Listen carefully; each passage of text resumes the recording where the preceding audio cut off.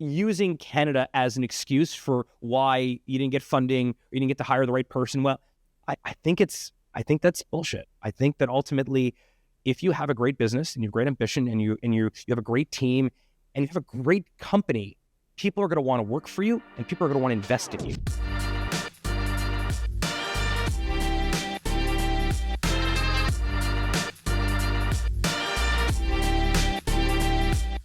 Hello and welcome to another episode of the BetaKit podcast. I am Douglas Saltis, editor-in-chief of BetaKit, coming to you from the Amber Mac Media recording studio. Now, back in May, BetaKit hosted a town hall where Shopify CEO Tobi Lütke noted that ambition is a problem in Canada's go for bronze culture. I'm not sure if ambition is the only problem we have. Currently, we're seeing entrepreneurs threatening to leave Canada due to high cost of living and capital gains tax changes.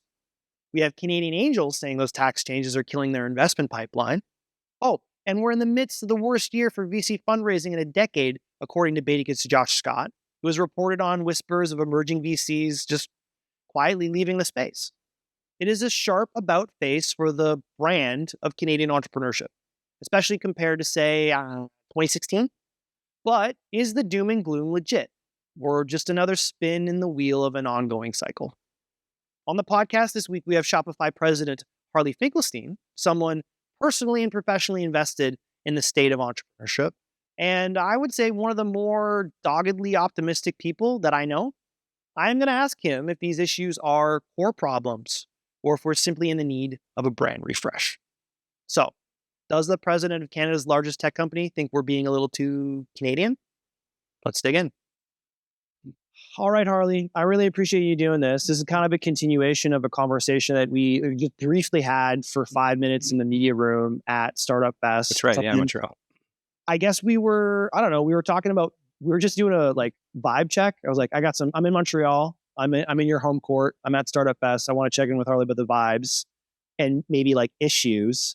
And then we kind of settled into a conversation about the brand of Canadian entrepreneurship. Yeah. And I want to be clear to the audience here that we're not really talking about, this is more than a messaging thing. This is the collective identity of Canadian entrepreneurs, because as you and I were comparing notes, we were seeing a lot of troubling signs, maybe some churn, also some maybe opportunities. And we don't want this to be a concern troll episode. I do that on every other episode of this podcast. Yeah, you definitely do the, you do the, negative thing, or not the negative thing, but they're hey, here's a reality pill to swallow fairly regularly, which I think is important for readers and fans and listeners of all of your content and all your production. But I, as you know, I am an eternal optimist. I believe that we are living in the greatest time ever on the planet, the greatest time in Canada also.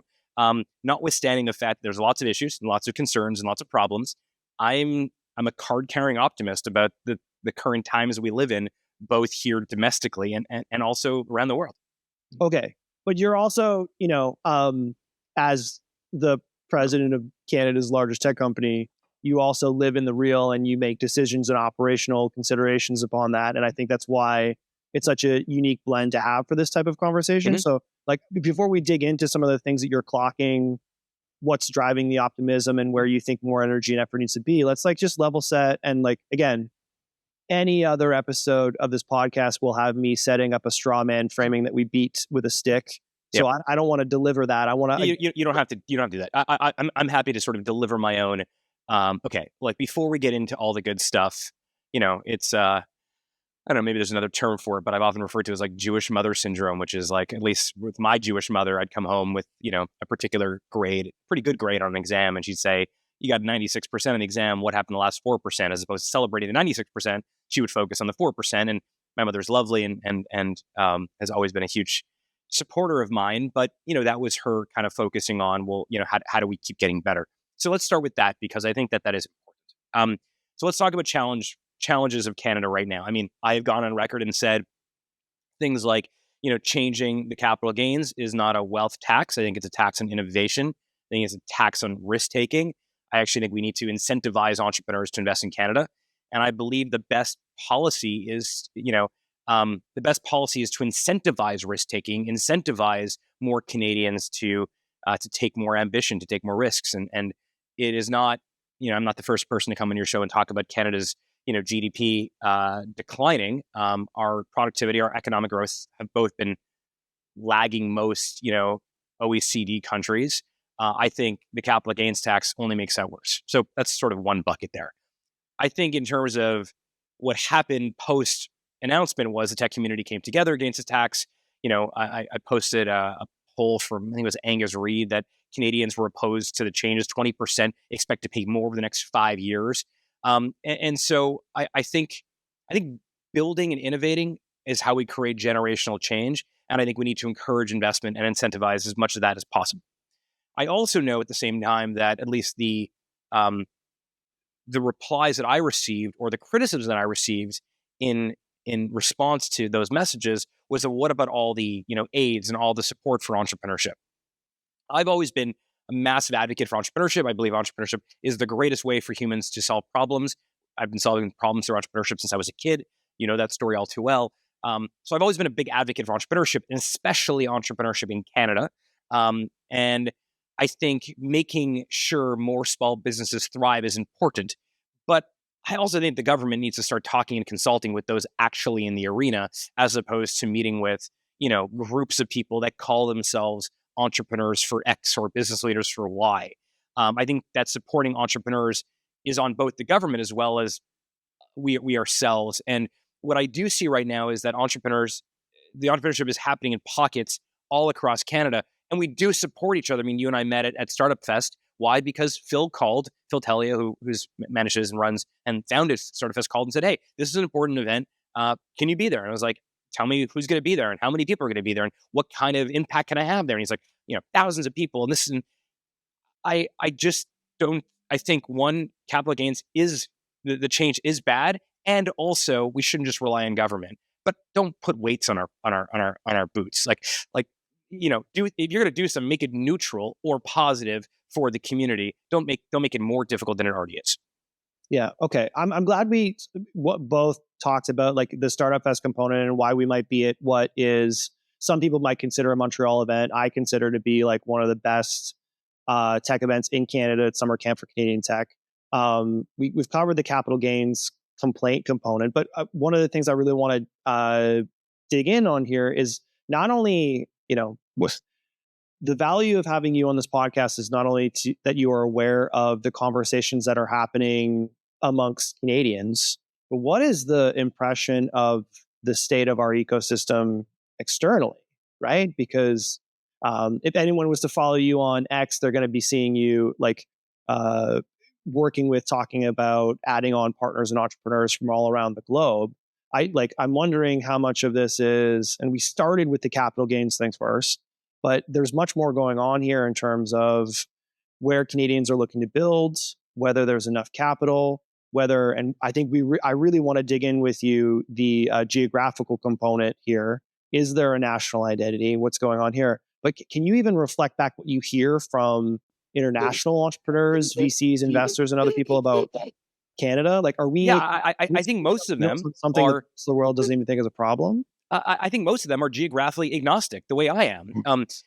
We announced a new CTO yesterday. Mikhail comes from Microsoft.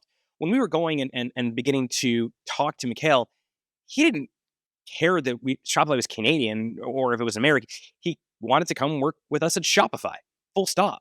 And I think that is the way that, if you sort of go back and look at some of the most recent hires we've made at the executive level, Jeff Hoffmeister from Morgan Stanley, New York City, Jess Hertz, who came out of the White House in DC to come work for us as our general counsel.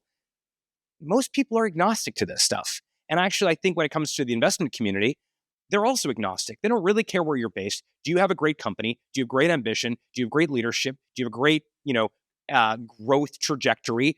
Can they see and can they create some sort of expectation of return on their capital that they're going to give you?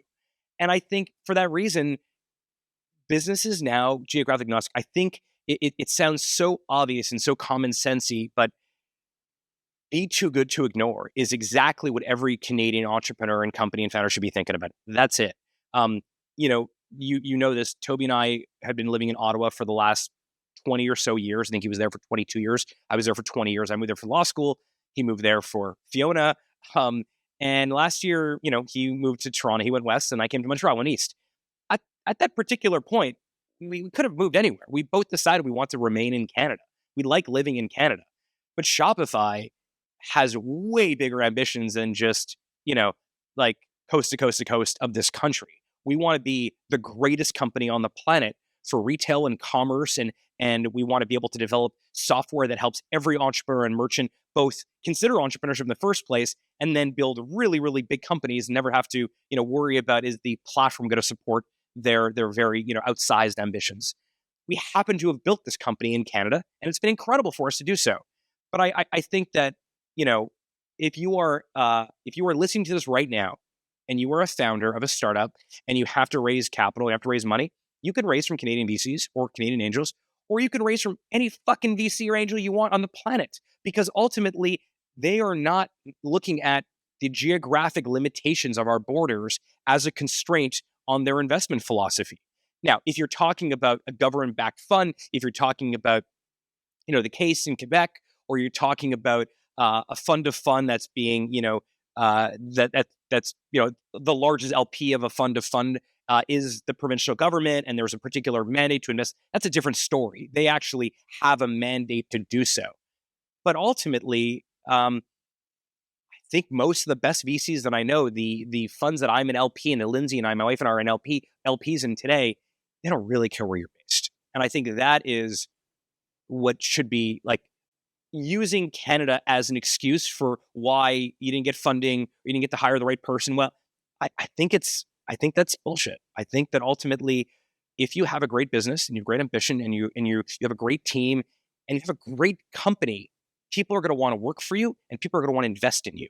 I also think you have just in that perfectly articulated the tension of, you have the two senior leaders of Shopify who are in Canada, moving to different parts of Canada, but choosing to remain in Canada. And, if we can reference and link to the town hall conversation where Tobi said the exact same thing about, this is obviously a circumstance where we could have gone somewhere else. A lot of people tried. We decided to stay here for X, Y reasons.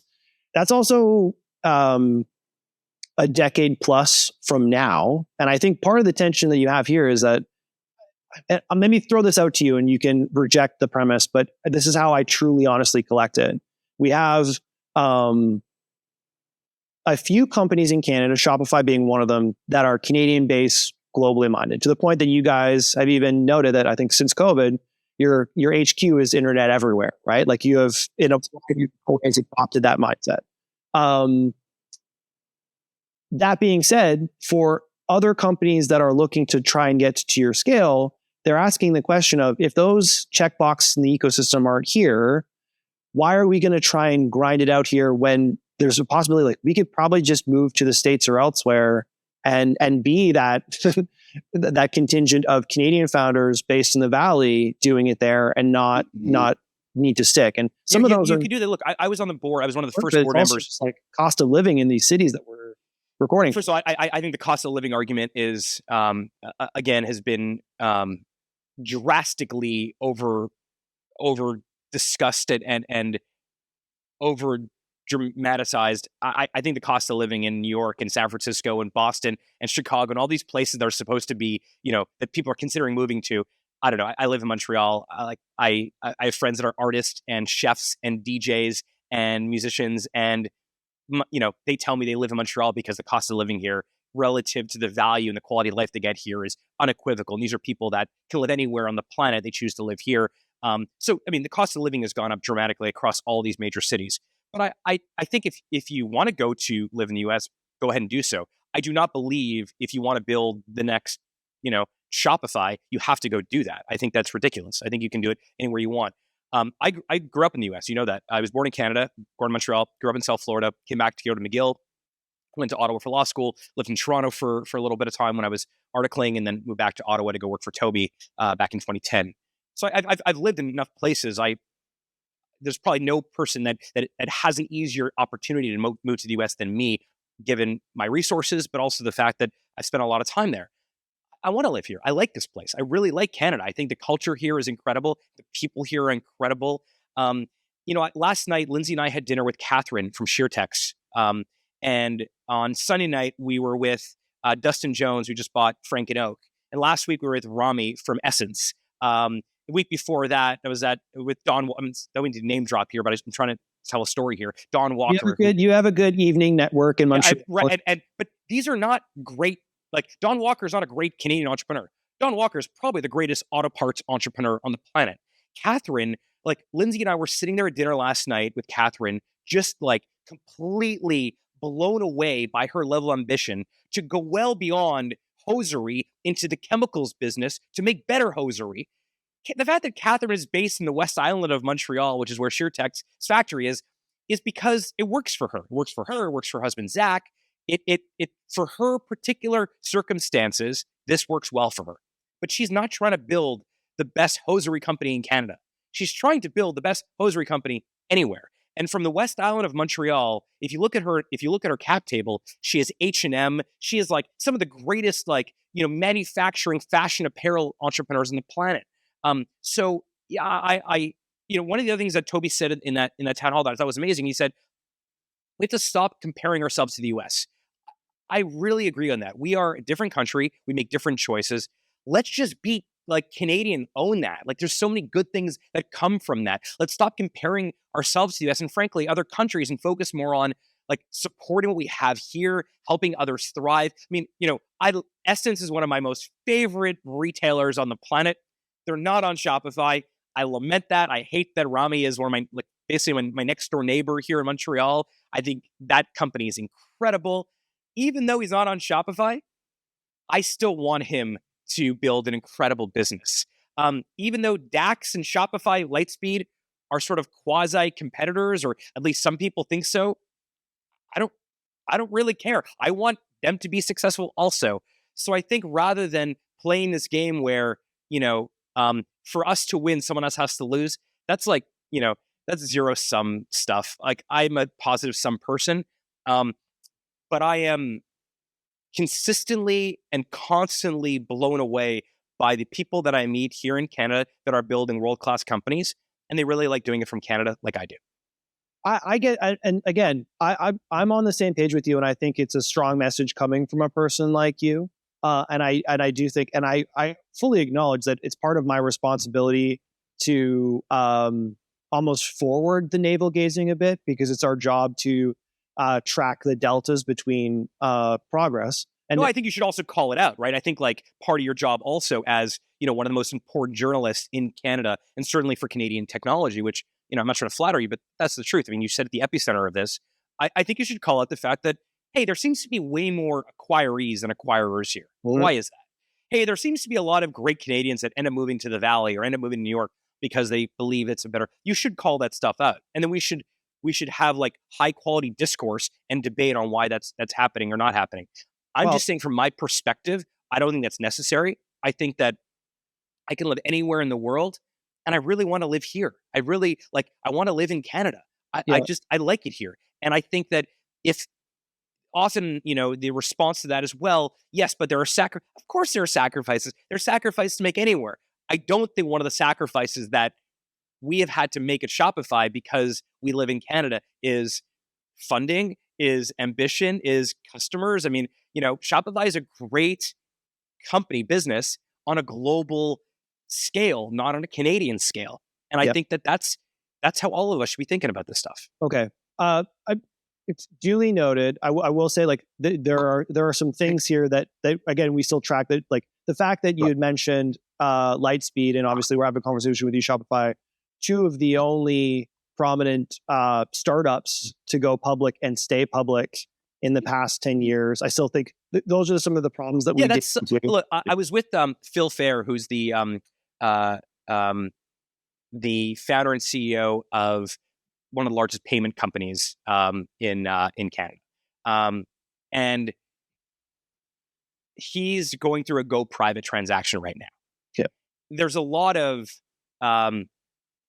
discussion around this go private transaction, because it's not the first go private transaction in Canada. We've seen a couple of these, public companies that have gone private.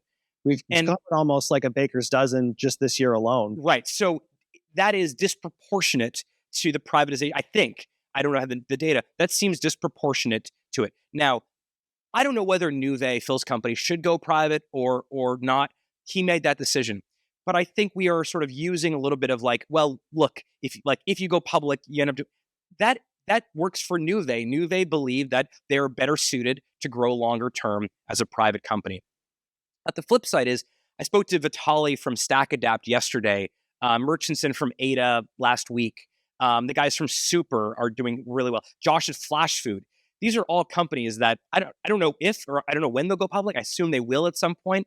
But we got a lot of companies right now waiting for the public markets and the capital markets to sort of unlock these IPO opportunities. And my hope is that they do go public and they become large scale, multinational, 100-year publicly traded companies. I agree with you that looking at the Nuvei's, looking at some others that have gone private recently, you begin to think, hey, is it possible for a Canadian company to remain publicly traded over the long run? Unequivocally. I mean, Constellation, Shopify, even they may not be that many, but remember, we're also 15% of the population of the United States. And so I think we tell ourselves these narratives around these privatizations as a way to explain why things are a certain way here. And I think those things, there's certainly no causation there. I don't believe there's that much correlation there either. Calling all startups. Accelerate your innovative ideas with AWS credits of up to $100,000 through the AWS Activate program. As a startup, you can leverage the broadest and deepest set of cloud services to experiment, build fast, and scale successfully. Generative AI startups may even qualify for up to $300,000 in credits to test cutting-edge services like AWS Trainium and AWS Inferentia.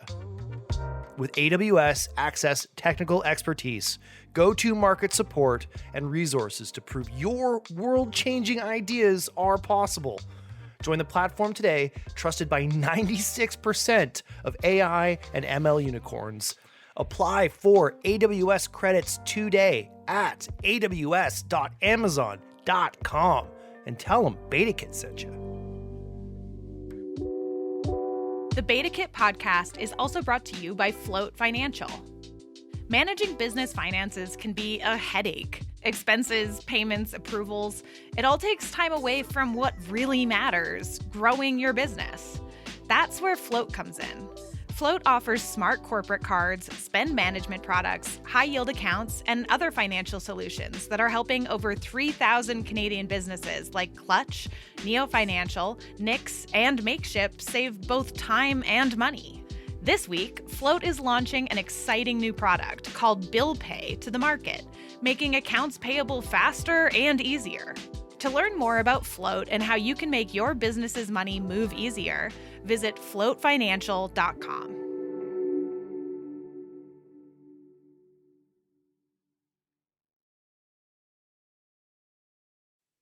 Well, I also think it's important for all entrepreneurs, regardless of the conditions on the ground that they're looking at, to not have those conditions dictate what you want to build and try to build. Because as I've kind of continued my own journey with BetaKit and just tracked companies, the ones that seem to truly make it are the ones that just default survived until the point in time that the win conditions were there, right? So this isn't the type of career or life calling that you take where you are waiting for the right circumstances and then you jump into entrepreneurship. And I think we had seen some of that over the past several years. I want to maybe flip the script away from the narrative or the specific issues and get to this maybe more the mindset that I think that you're reflecting and articulating and seeing and highlighting in some of the entrepreneurs you just mentioned, of this being Canadian based, but globally focused, I think is something in, going back to what Tobi had said in levels of ambition or culturally something that we're not very good at.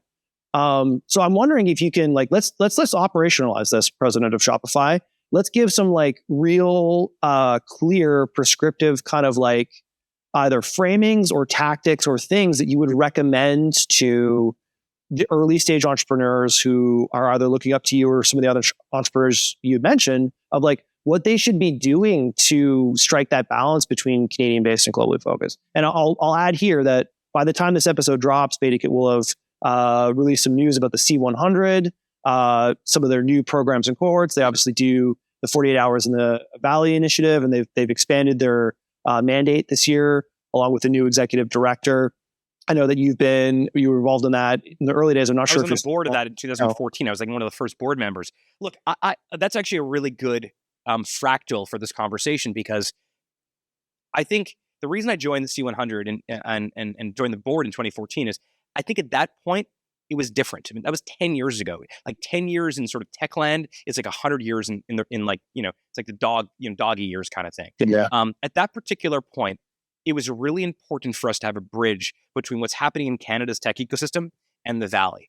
There were fewer VCs here. There were fewer angels here. There were fewer role models here. There were fewer potential board members here. I don't think that's the case anymore. I don't think anyone cares that Cohere, a company that I've gotten to know really well in the last couple of weeks, is based in Toronto. I think some people don't even know they're based in Toronto.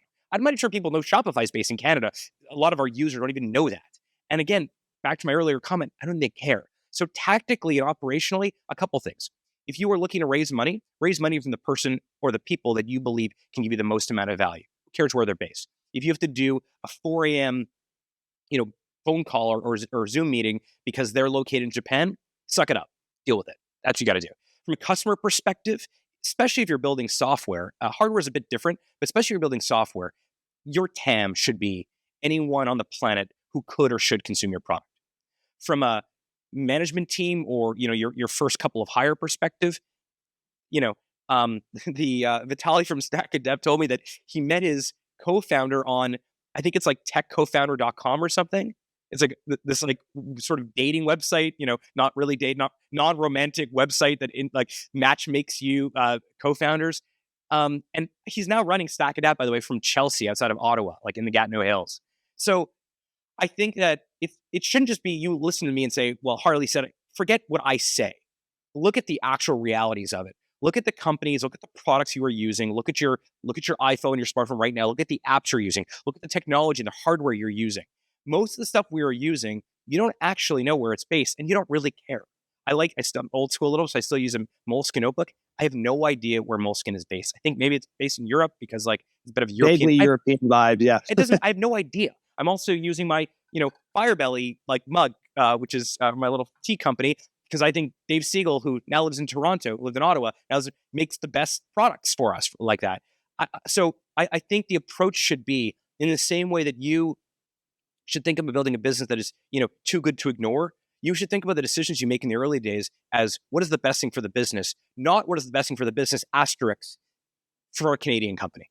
Yep. No, I love both those points, and I want to dig in on each because I think we can kind of take that and give. Like, I'm a real the lessons of the Velocity Incubator have always really stuck with me. Where if you put founders that are 6 months to a year ahead of the other companies coming in, they will always have a reference map to help them along their way in their path. So I want you to kind of give a little bit more of that detail. Going back initially to the fundraising, I think the point of like raising the capital that you need from wherever is a great point. But we know historically, at least at the time in which Shopify was raising venture capital, there was an ask at that time often that when Canadian companies raise internationally, they would probably look to reincorporate. You guys had to navigate like that response. I have asked you previously in Montreal if you've been hearing if that had been coming back. It doesn't seem like it is. I think actually a lot of people see Cohere being in Toronto as a benefit relative to like the AI stuff. So I'm not sure if that will ever return again, but just assuming that there are companies that we're not reporting on in circumstances that we're not aware of, how did Shopify approach holding its ground relative to Canada? Like what's the answer that you give back to those VCs? Or are those just the VCs that you filter out because they're making an ask that you don't want to? Like how would you coach those founders through those circumstances? So one, I don't think they're being asked as much as they used to be. That's back to the sort of C100 point. There was a point where if you were building a fashion company, you were in Milan or New York City. if you were building a production company, you were in Hollywood. If you were building, car manufacturer, you were in Detroit. And if you were in oil and gas, you were in Calgary or Texas. You can sort of expand that out. I think that's over. Not to say that it is not. There are more. Catherine was telling me just about the machine she uses, a shear text last night, that there was a disproportionate a number of machinists that run these very large enterprise industrial scale pieces of equipment in Italy, outside of Milan, actually, that that like are really good at this stuff. So she works with a lot of those people in Montreal that she brings in and stuff and works with. So there's going to be these pockets of incredible innovation and these concentration pockets where something you need is disproportionately available there. Fine. I just think, one, it's not happening the same way. It's happening a lot less frequently. The second thing is, if for some reason you are being asked about this, I think they should give you a really good answer as to why. I think that the opportunity cost, meaning what you forego by going there, has to be discussed with that investor. What do I get? I mean, you're saying that if I'm closer to you and I move to the Valley, that I get more time with you. Well, why can't we do like a virtual call? Why can't I fly down once a quarter? Am I going to have easier time hiring there? Because I feel like there's a lot of competition there relative to being in Chelsea or being in Toronto or being in Montreal. I think you need to ask these questions as to, great, what's the value exchange here? I'm going to move there for what purpose? And I think that will put them on the spot to commit to something. One of the greatest, I had a chance to meet this amazing VC a couple years ago. His name is Danny Reimer, Index Ventures, incredible venture capital fund. I had no idea that Danny, and I was randomly found out, Danny lives in London, lives in England. My whole life, I assumed Danny and his team were in the Valley, in the Bay Area. He's in London. And it didn't, the reason it never came up, I never asked him, I just kind of assumed, but he never told me, because why would he tell me? Just, why does it even matter? I think that is a very 2024 conversation. And I think that has changed dramatically. And so if you were making plans, in 2014 or 13 or 15, that eventually you're going to go and build a company and become a founder, and now you're doing that, the plans that you had articulated for yourself and the architecture of those of that launch of that company that you worked on in 2015, it's probably dated now. And one of the things I think that is very much dated is that geographic issue. There's going to be, bring it back to Montreal for a second. I like to go walk in the park, Mount Royal Park. I randomly ran into this guy named Sal Parasuco. Remember Parasuco Jeans when you were a kid? Big company. Anyways, Sal Parasuco is this incredible entrepreneur. I think he's in his 60s or 70s. I think he's in his 70s now.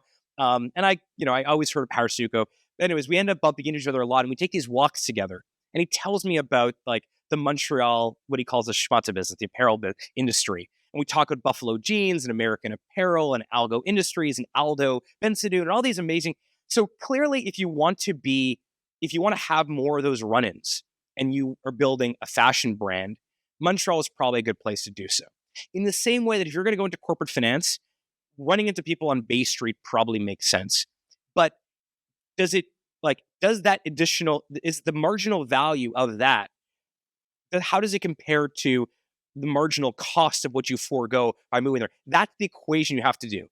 So it's not to say it's a fait accompli. You have to do the math, but that is different than 10 years ago when you would just go and be like, I don't really care what the marginal cost is. If there's any marginal value of me going to a different place because it'll increase the velocity of what I'm doing, I should go there. I don't believe that is the case. Yeah. All those University of Waterloo engineers with Valley or Bus t-shirts walking around campus. I guess that's actually, okay, that's a really good point. So there is something else, which is if you are in engineering at the University of Waterloo and you sketch out, where can I get a job when I graduate, working in software development, working in engineering, working in R&D, there's going to be just it's a numbers, it's just math. There are more companies hiring you in the US than in Canada.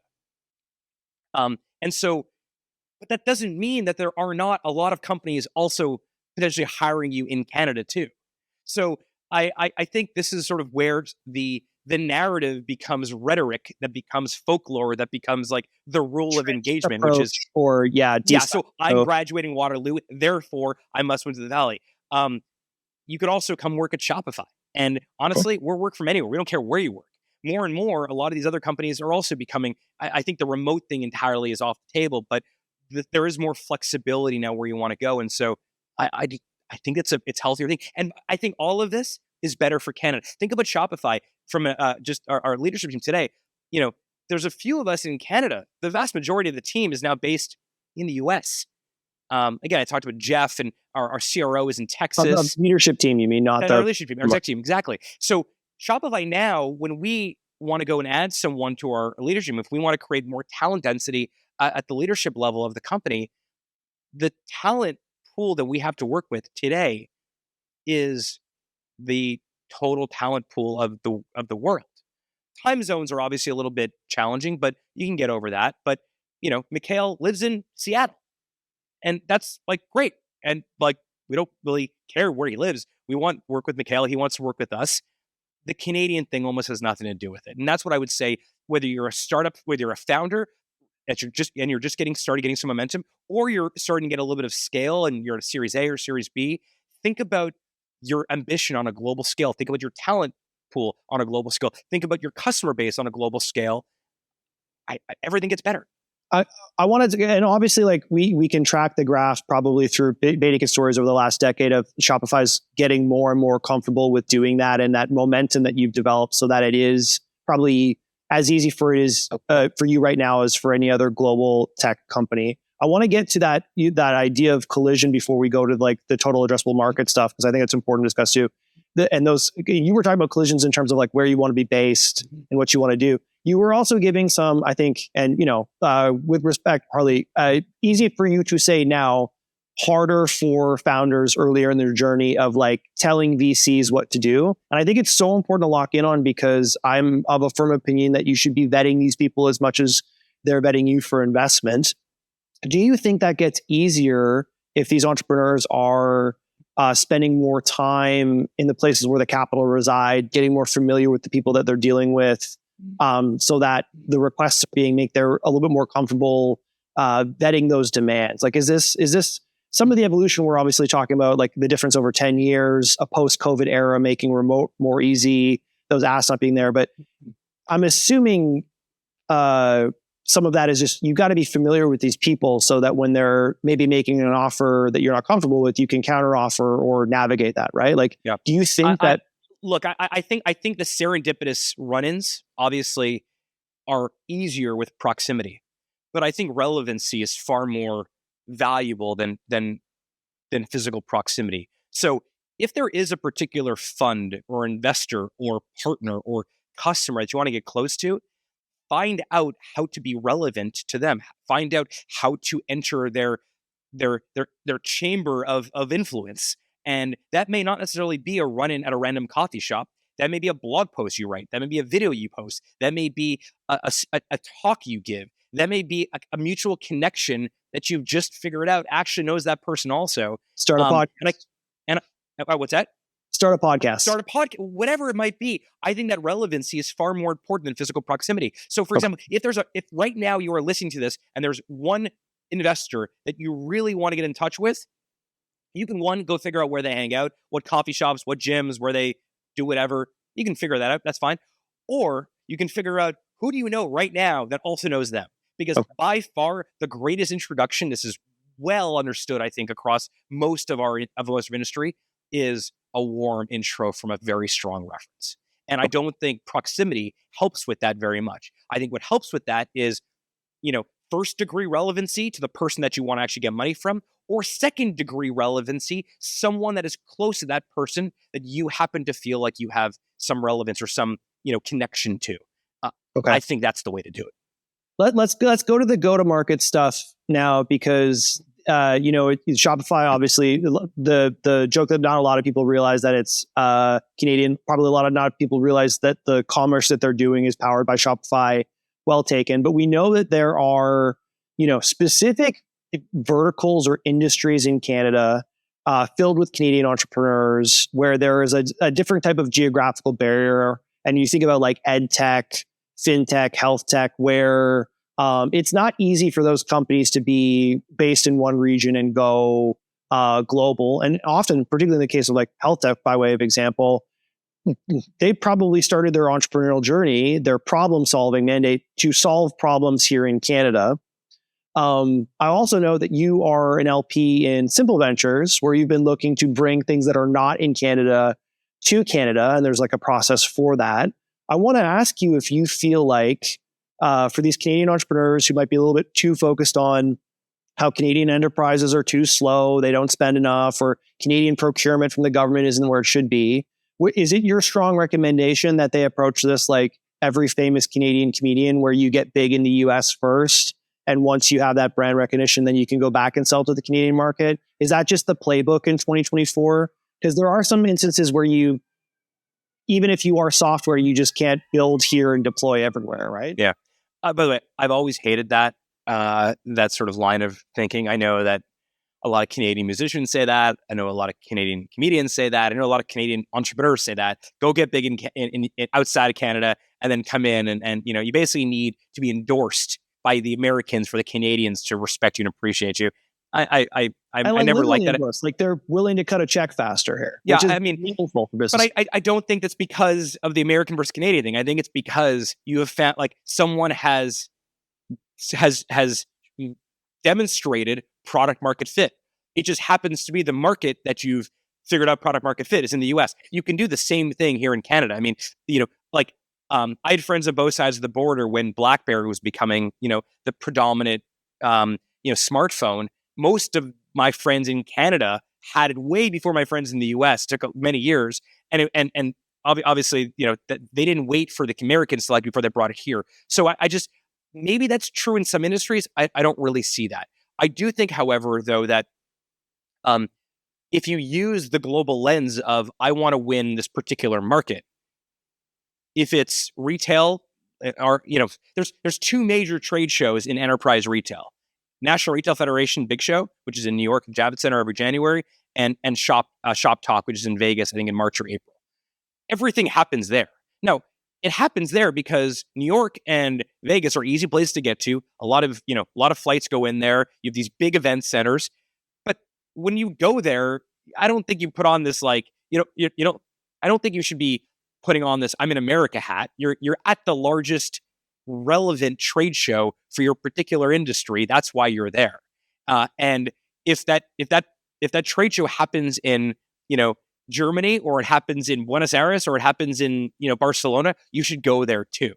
But I don't think you have to get big elsewhere to come here. In fact, I don't think you even have to use that line of thinking at all. I think you should go and if you're building a product, now, if you're building in health tech, for example, which is not a vertical or industry I know very well, so you'll excuse my ignorance, but there may be certain things that you decide to build for the Canadian ecosystem.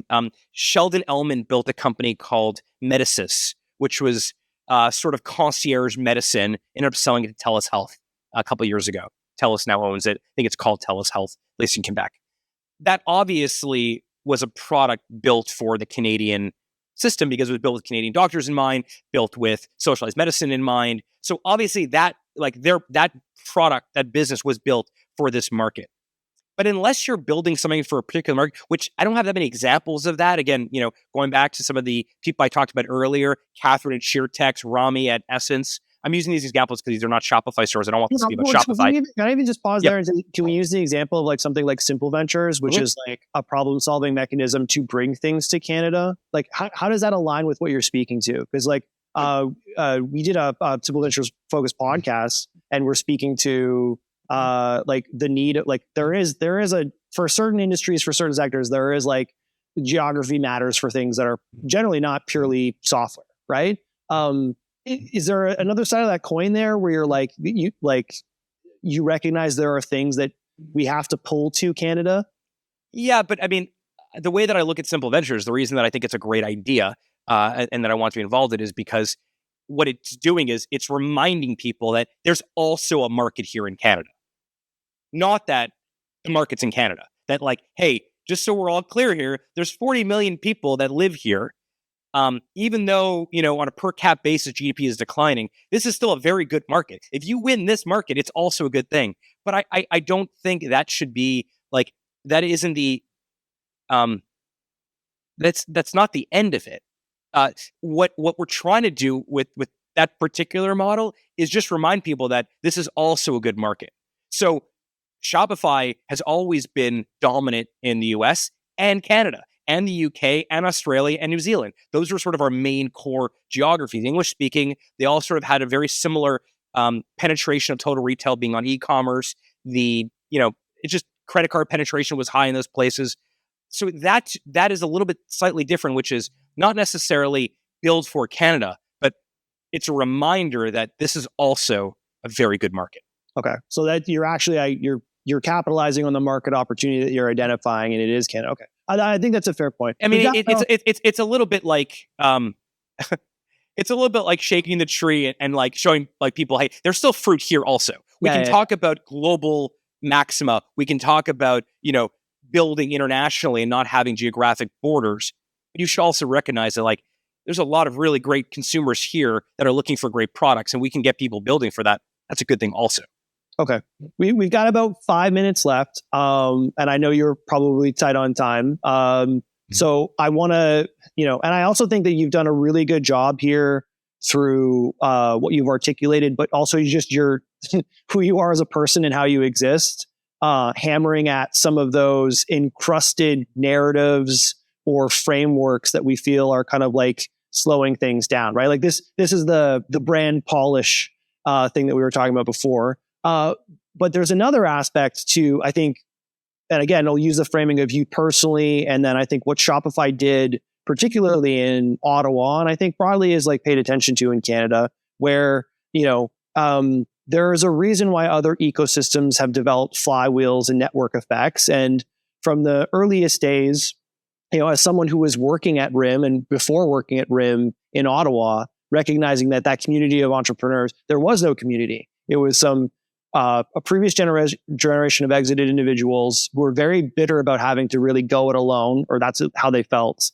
spending no time with the younger generation. And you guys really opened up space for like weekly meetups, connection with founders, whatever was in the Shopify kitchen, like to create that community. And we just talked about whether it's some of other things, you acting as an LP. I'm wondering, let's take this away from the conversation of the founders coming up and how they navigate things to get to a Shopify level. But for, the exited individuals, some of the entrepreneurs that you mentioned by name who are still building, to what extent you think, or advice that you would give them to participate on some of those conditions that are happening in Canada, whether it's government relations, whether it's committing capital themselves, all those things that, we kind of touched upon on the top and are not making the focus of this conversation.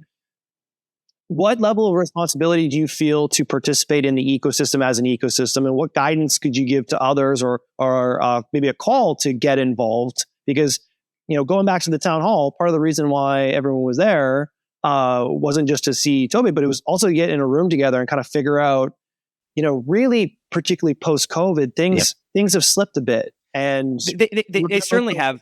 They slipped a bit, and I think this whole capital gains thing was just like really interesting. It was this catalyst. It was this driver for a renewed enthusiasm for community here. That we are not that big as a country, so our relationships need to be like, it's like in any valuation. Just think back to company building. Valuation, usually it's either your multiple or it's your revenue, or in some cases it's your profit. You can increase your revenue or increase your profit, or you can increase your multiple. We don't have a lot of people here like they do in the United States. We have a smaller community, so we are almost forced to increase our multiple. We have to make these relationships count. I don't actually see that being all that broken. I just think it has to be a bit louder. I apologized earlier for name dropping. I shouldn't have done that. First of all, that's very Canadian. Very Canadian. No, I'm not going to. So I retract my apology. I spent a lot of my time meeting with these people that in some cases I just met Vitaly at Stack Adapt, but I think his company is incredible. I think what they're doing is awesome. I think he's an amazing founder, great CEO. I'm spending time with these people because I think that's what we do here. I think we actually do it really well. I think sometimes maybe we're not as loud about that. I mean, there's no way for anyone to know how many meetings I'm having with founders in Canada, and nor should they. I'm not doing it for the high fives. I'm doing it because, one, I believe, I love that stuff. I believe I'm an entrepreneur that loves entrepreneurship. That is my self really, I'm identity. bringing it up not because you were like, hey. No. But let me finish my point, because this is very important.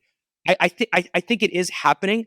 I think it's important that we remind everyone that it is happening. When there was that opportunity and things were kind of like in a weird spot, and there was this rallying cry around capital gains, and you and Satish and Toby got together as amazing men in Toronto, I don't think anyone was surprised that happened.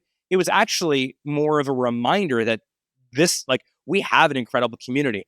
And when I look at the people, when I invest in a company, in a startup, and I look at the cap table and I see all these incredible people, some new names, some old names, some people that just had their first liquidity event. They just had a secondary and they're already investing. That makes me really, really proud. So I think that we have to increase the multiple, because the quantity of the number of us is lower. I think we're doing it really well. If anyone that's listening doesn't know that this is happening, you got to look harder, because you and I we were at Startup Fest, and you and I couldn't walk 3 meters without finding a bunch of people, asking questions about fundraising or product market or engineering or infrastructure. This is happening across the country. Entrepreneurs too. They're all young kids. Exactly. And made you and I made a joke about this. Hey, we feel like old guys here. That is amazing, because it means the next vintage of great Canadian caretakers of our economy, of our community, of our ecosystem. They're I'm bullish on them. I think they're doing it really, really well. Yes, every now and then we got to kick ourselves in the butt. We have to say, hey, we're not loud enough. We're not supporting each other enough. But I'm almost on a daily basis, I am inspired by the amount that is happening. And it doesn't also have to be just tech person. When Kalen Rabanescu retired from Air Canada, Kalen's this amazing CEO and incredible leader. He's on the board, I think, of Bell, and he's on the board of Scotia. He's been on those boards for a while, but I think the first board he joined when he got off was PlusGrade, which is a tech company here in Canada, Ken Harris's company. He joined, became chairman of PlusGrade. Can you imagine a travel tech company has this iconic Air Canada CEO as their chairman now? I mean, that's who we are. We don't talk about it enough. I mean, I try to, because I'm loud and I'm loud and I talk a lot, but this is happening on the ground right now in real time. Yeah, I'm glad that you're broadening the entrepreneurship here beyond just the tech stuff, because I think that's really important. I want to close on maybe one final thing. It's a weird maybe place to kind of close it up, but I feel like I have to ask this kind of follow up to what you just said, because we talk about the town hall, we talk about Startup Fest. That's a lot of people in the ecosystem talking to each other. The prompt for those things are kicking off are things that are happening at the macro level of Canada nationally, whether economically or politically. Do you think that there's a greater need? And I will say maybe starting around 2016, if people can do the math, I felt that the ecosystem of founders got to start paying way more attention to what was happening politically at the federal level, if not the provincial and municipal. Do you think that is still required? Waste of time? Requires its own brand refresh? Has it been valuable for Shopify, kind of getting carted out every once in a while to be on stage to wave the flag for Canada at certain announcements? I'm just wondering because we talked a lot about ignoring the Canadianness and going where the growth, the scale, the success is, the ambition is. But there's that other component to it. I'm wondering what recommendation you would provide related to what we just talked about. Yeah, I think our biggest resource, all of our biggest resource, yours and mine and every single person's listening, is time. We just don't have a lot of time. And so I think you have to sort of steep this question in practicality. When I first moved to Montreal almost 12 months ago, one of the first meetings I took was with Valerie Plante, the mayor of Montreal. And I was like, hey, I'm new here, don't know the city well. I'm just learning to speak French. How can I be helpful here? And she's like, hey, do you know about MAD Festival, MAD Fest? And I was like, no, I don't know what that is. And she's like, well, these are all like entrepreneurial fashion like founders that can't get fashion to New York Fashion Week. So they're doing mini fashion shows in Montreal, and ended up going and meeting a bunch of them. And now a bunch of them are on Shopify. Is that GR? I'm not really sure, but it was practical. I'm here. I want to support my new city that I just moved to. How can I help? In other cases, I don't think we were consulted as a community on the capital gains changes at all. I think that sucks. I would have loved to share a little bit of why we think it's such a bad idea. I would like to share the fact that part of why I think we were fortunate to get so many great investors in Shopify was, it was 8% more lucrative to invest from a capital gains taxation perspective 10 years ago than it is right now. Same type of thing with stock option taxation. I mean, in those early days of a startup, when you can't give big salaries, you give options, like those options need to be as valuable as possible to convince someone to stick around. And by removing the tax treatment of stock options as capital gains, making it income, I think you dramatically make it less valuable to take stock options. So if I would have had a venue to do that, if we as a company would have had a venue to make our case, my early days where I was a lawyer, I think I can be very convincing. I think I could have made the case to whatever judge I had to that this was a bad idea. But I'm not, like, after the fact now, there's not much I can do. So what I'm able to do is soft influence. I'm able to write op-eds. I'm able to post things on X, and hopefully someone somewhere reads, hey, we should maybe talk to these people and ask their opinion. They built a $100 billion company. Maybe they understand something about stock option taxation. Not to say that they should listen to us and do whatever we say, but at least we should be consulted on it. And so my view about working with government at all levels is, from a practical perspective, if I can be valuable, I will. But I'm not going to spend my entire time on doing roadshows, talking about policy where there's going to be no impact, or at least no consideration of the things that I'm talking about. The best thing that I think I can do for Canada, and I think Toby would say the exact same thing, is continue building Shopify into this global powerhouse. Yeah. So to wrap it up and bring it back, you're not you're putting in the time that you can, but you're not letting those circumstances dictate what the main thing is.